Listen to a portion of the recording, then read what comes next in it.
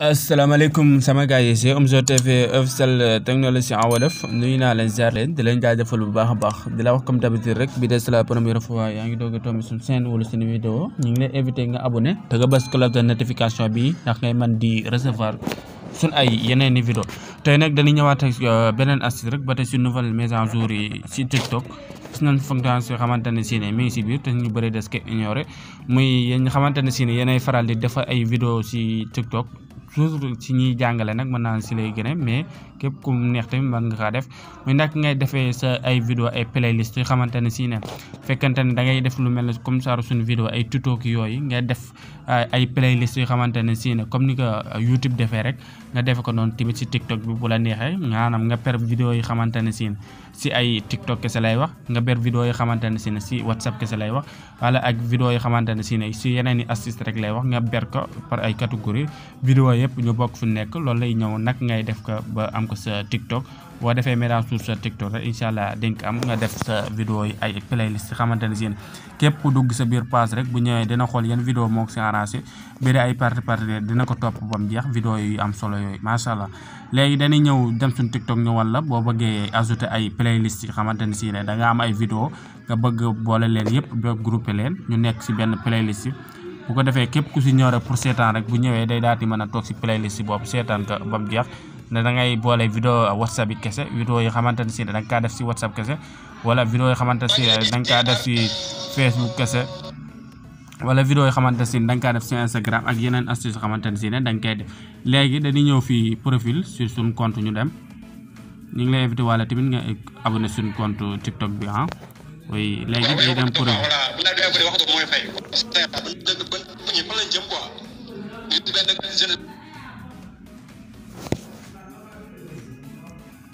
léegi ñu cliquer profil nii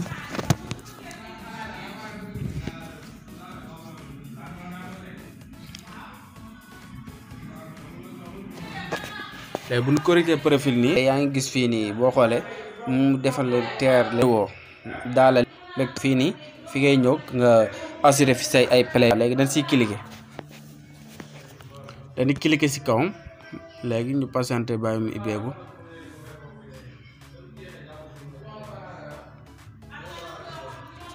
léegi boo si cliquer ñu ngi lay indil fii mi ngi lay indil fii si kaw comment créer une liste de lecteurs maanaam ay playlist yi xamante ne si ne nit ki dafay ñëw toog rek di seetaan boo ko créé ay playlist ay vidéo yi xamante ne si ne yoo groupé yu xamante ne si ñooy bokk si benn astuce yi ni wax nga groupé leen bu ko defee nit ki bu fa ñëw toog mën na seetaan bëri boo xoolee mi ngi la defal fii si kaw état 1 de nom de une liste de lecteurs après si la étape 2 bi mu defal fii da ngay war a ajouter des vidéos de liste de lecteurs léegi ñu def fii commencer léegi bu ñu commencé fii maanaam sur playlist bi das koy wëtal tur par exemple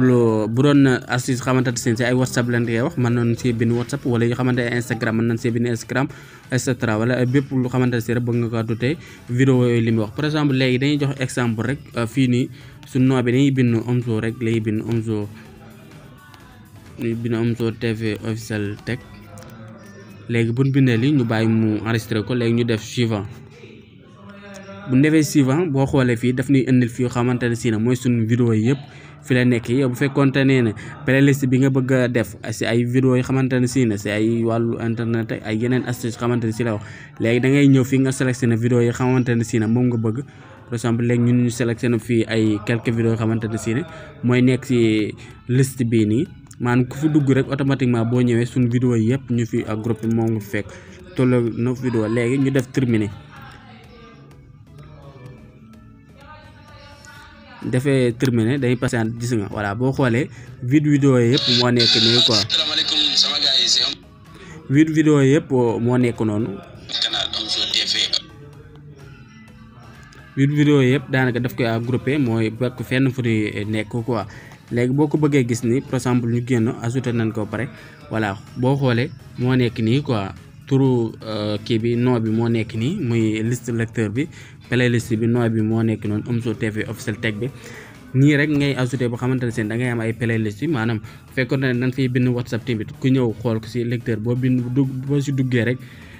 da ngay fekk foofu vidéo yi xamante ne si ne lépp si ay WhatsApp kese lay wax léegi boo bëggee ajouté waat beneen bi da ngay ñëw fii si plus bi encore rek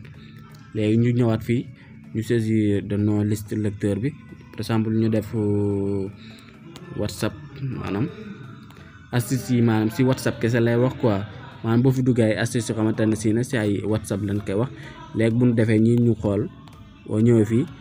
vidéo yi ni boo xoolee ak groupé nañ ko si bu pare déggal nañ ko si liste boo xamante ne si na mooy Omzo bi léegi dañuy xool fii ni sélectionné rek pour exemple ñu wan leen rek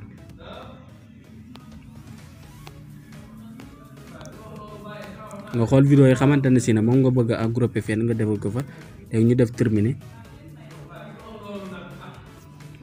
gis nga vidéo yëpp daf koy daati andi fii quoi vidéo yëpp daf koy daati andi foofu mu def ko ak groupé voilà bu automatiquement boo daati génnaatee rek da ngay daati mën a am nice boo ñëwaatee fii WhatsApp bi moo nekk nii Omzo bi moo nekk nii bi dee vidéo yi xamante si da ngaa bëgg